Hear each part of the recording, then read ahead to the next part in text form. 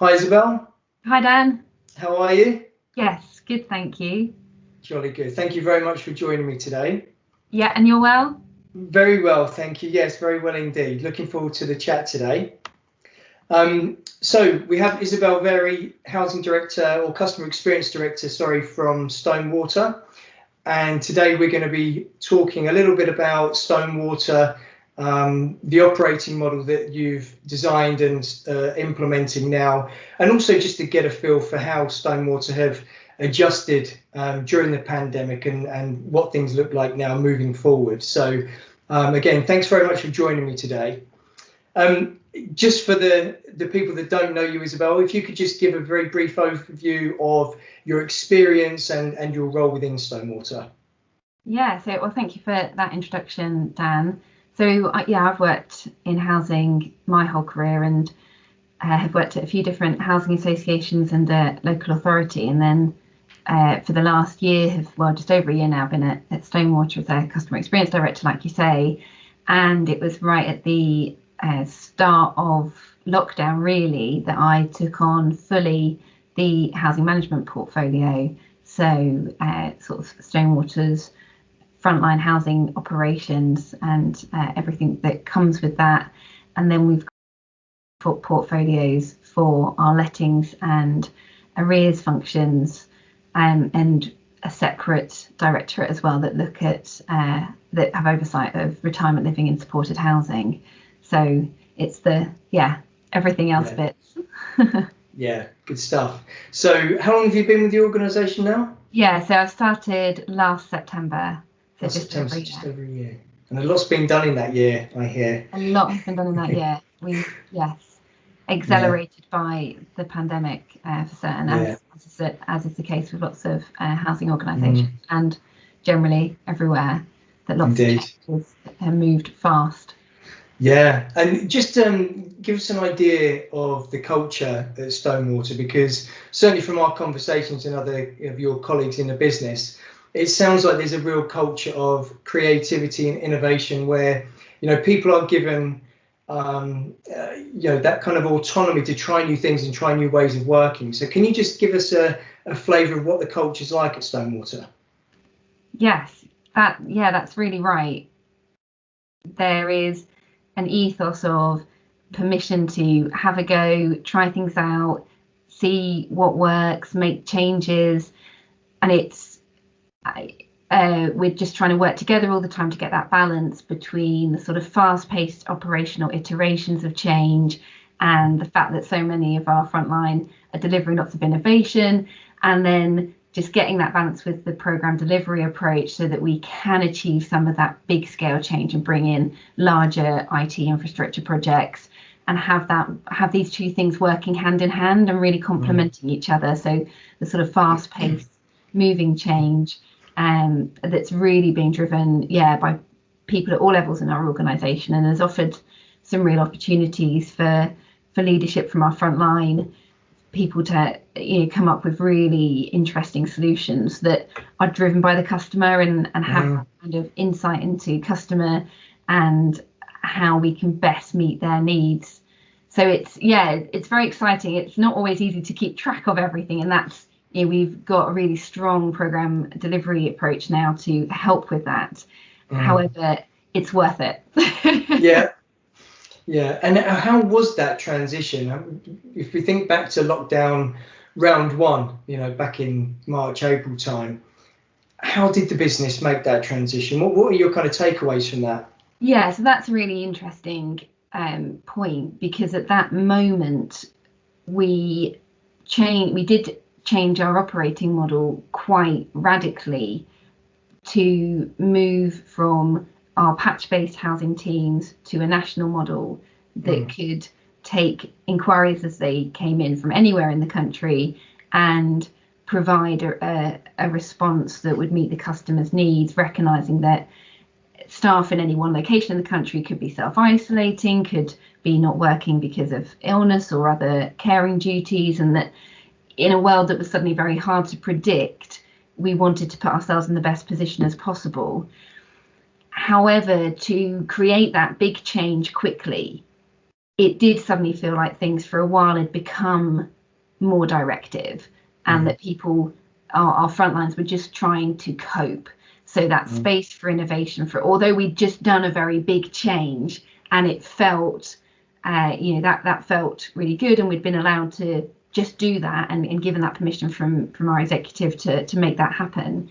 Actually, for our front line, that wasn't the most positive moment for them. That was just not a positive moment for everybody for so many reasons. But actually at that time it felt quite brutal, I think, for people.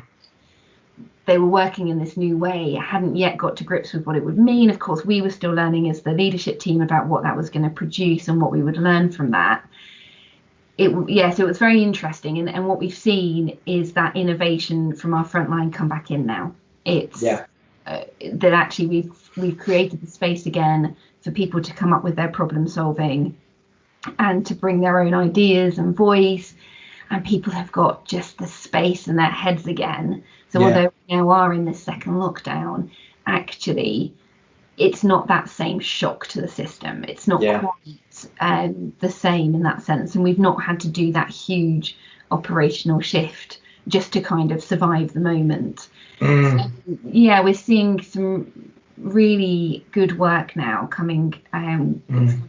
The programs have been organised to help us deliver some of the key IT things, and we're just being more organised about how we work. And we've looked at, if once your geography isn't your key focal point, are there other ways to organise this that can actually help us meet the needs of the customer better? And let's get customers talking to us about how that can work. Perfect. And is it fair to say you have moved to a more specialist approach within housing services? So, because there's a big debate and a long-standing debate about generalists versus specialists, right? And I think not just in housing, but in the world of work. And I wondered what the thinking was behind that, and some of the benefits that you're experiencing off the back of having shifted to a more specialist approach.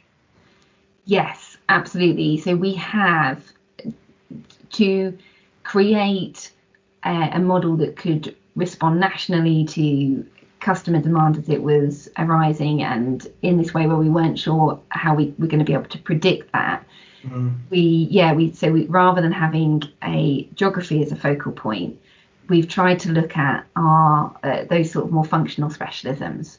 So let's try and have people in our business who, rather than I'm the expert in Southampton, actually I'm the expert in boundaries wherever they come up in the organisation. Actually, I know the websites to look at, I know the tools that you can use, I know the conversations you can have with your neighbour, I know how you can approach this.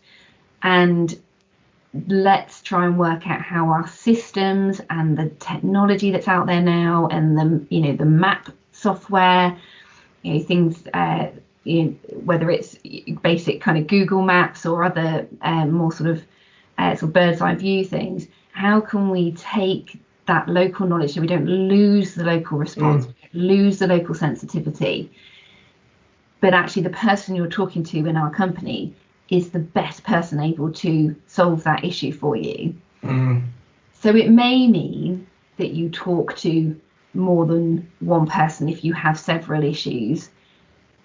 If you have so many issues and they're all linked, because really what it's boiling down to is that things just aren't really going well in a particular community or neighbourhood, we do still want to be able to have the possibility of then creating that officer who will have oversight of you in your case and return back to that more holistic approach. So again, we're trying to work out this balance so that when sort of single queries are coming in, we can really get some business experts that can respond to that quickly, well, using all the most recent good practice and best tools, and we put them through learning and development that means they can do it well and be really proud of the service they're offering. And then when things are happening at a local level that need that more holistic look, we can still give you a named person who understands you, the customer, understands what's going on in your local area and can respond to that.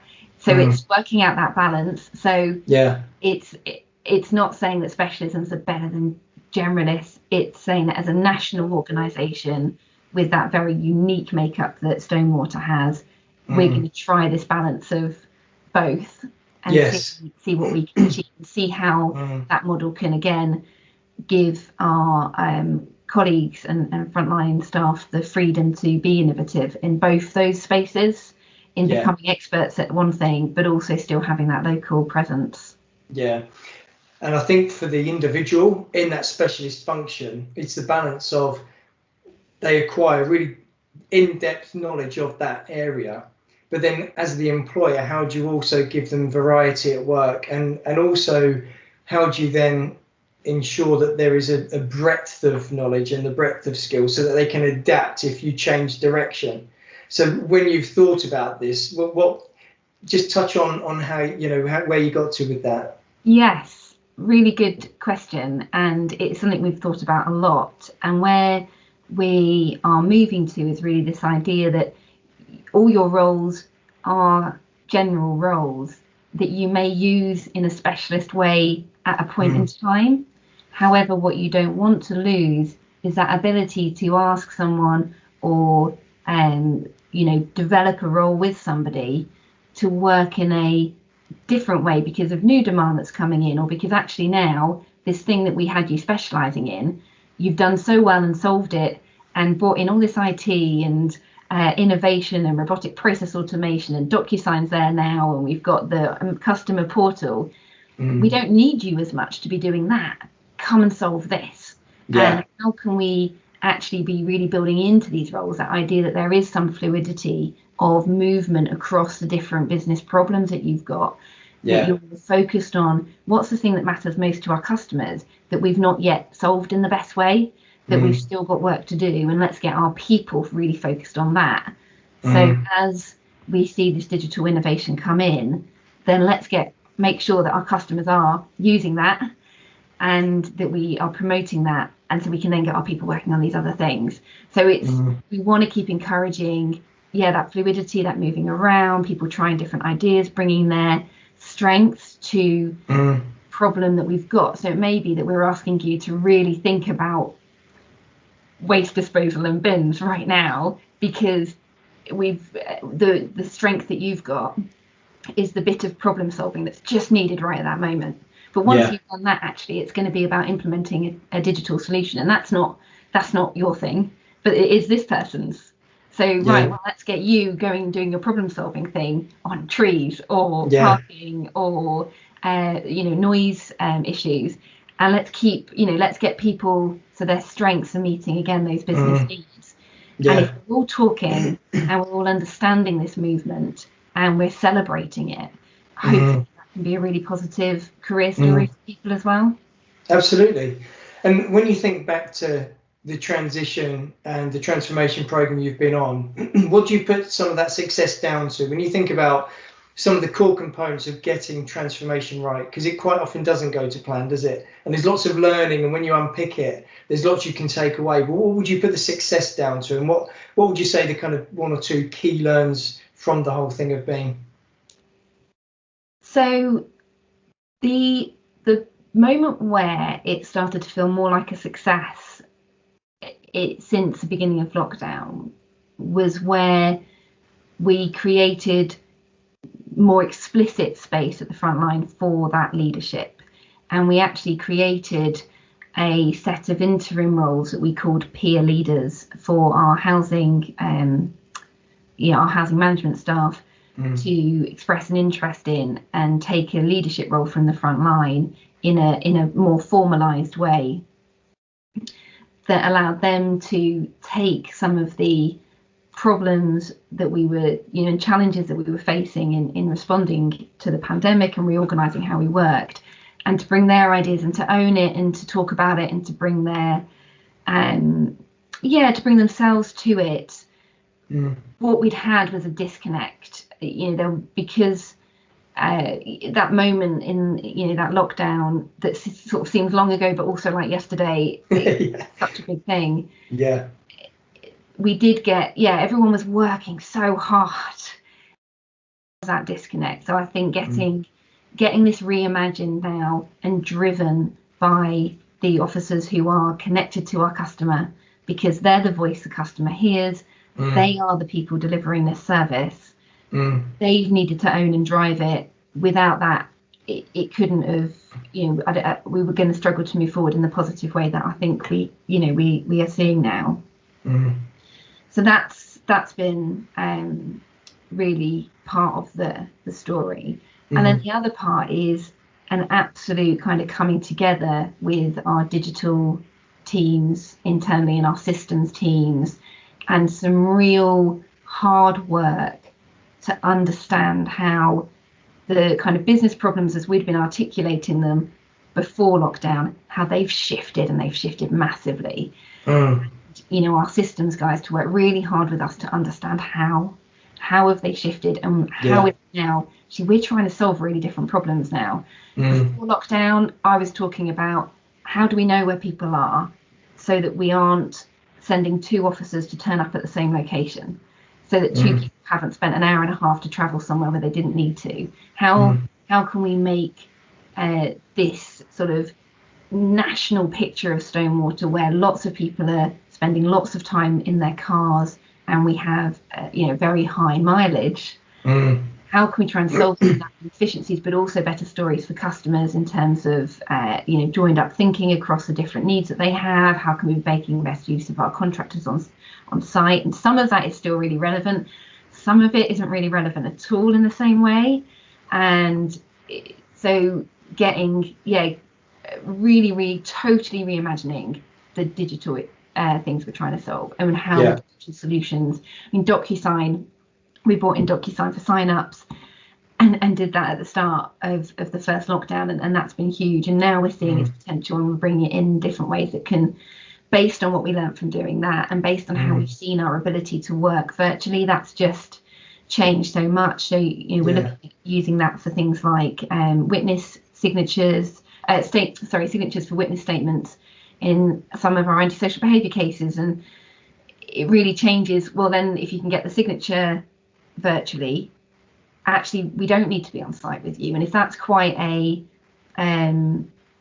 if that's a site where there's some issues and it would have been more dangerous to maybe send a member of staff, that can be a positive thing for more than just the kind of cost or time saving. And we can get maybe the police taking action, or we can get our requests for emergency injunctions through quicker, because actually we've been able to get all this done remotely, and it's an improved customer journey, not a lessened one. It's interesting you talk about trust, and I think the organizations that we've seen make this transition easier than others is where they already had a culture of trust within the business. So that transition into a remote way of working and leading a remote business becomes that little bit easier. But when you look at future leaders, people that are now coming through the ranks, and what you feel the sector is going to need from future leaders, what are your ideas around that? What do you think we're going to need from our leaders moving forward? I think there is going to be a huge space for people who want to innovate and share ideas, have these more collaborative, cross-functional programs in organizations, that actually the idea of having your bit of empire that you do your thing with, that is less interesting. It's less useful to an organization that's trying to deliver this kind of transformation. So trust absolutely comes into it, and a belief in the competencies of all of those people who work in your organization, that all of those things about the belief in people's good intentions, the belief that everyone is coming to work really hard. If we can combine these efforts rather than looking to trip each other up, or who's trying to point fingers at all, I think there is going to be, or I would hope anyway, that actually there's no room for that. That's not interesting. It's about learning, it's about development, it's about these sort of fast-paced iterations and trying different things, and then spotting the moment where that needs to turn into a bigger step change, because actually this can really deliver for the customer. This can be really transformative in a really positive way. Yeah. The fact that it also delivers efficiencies of the business, that just means now that we've got the scope to do these other things. This is, it's just, that's good. So that's my hope, that sense of, this sort of shared leadership, of collaboration, of trying things, of celebrating both successes and failures, and bringing your customers on that journey with you. And the ability to have that open dialogue with customers about what you're doing, so that it's not it's not about saying we deliver the perfect customer service already, and getting defensive when you get complaints. It is about being really open about what are you learning all the time, how are you developing, and how can we keep moving this forward for customers, because ultimately it is for them. We are delivering a service for them. In the housing sector, whether you're going to call them tenants, residents, customers, whatever your organization uses as language, it is that putting how do they get to engage with your customer service. Well, thank you very much, Isabel. That's been a fascinating chat, and I wish you all the success for the future. Thank you very much, Dan. Good to talk to you. Thank you. Cheers. Bye-bye.